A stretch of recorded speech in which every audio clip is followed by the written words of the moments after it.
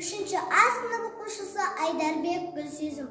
Ахмет Байтұрсынұлы егінің бастары. Бұл бидай көтеріп тұр басын көкке, қарайды шекірейіп өзі көпке. Өзіне өзгелерді теңгермейтін, соншама бұл бидайдың дәні көп пе? Айтайын мұның мәнін балам саған, шырағым түрін көріп таңданба оған. Өзгесі төмен қарап бүгілгенде, ойлама кем екен деп бәрі соннан. Және де әкесі айтты баласына, сұқтанба қыз сұрайған қарасына. Құдайым өзгесіне дән бергенде, бұл бидай дәнсіз қапты арасында. Бидайлар басы толық иіліп тұр, дән берген қожасына сыйынып тұр. Басында бұл бидайдың дән болмай, кекірейіп көкке қарап білініп тұр. Елде көп бұл бидайдай адам дейді, тәкаппар оны халық жаман дейді.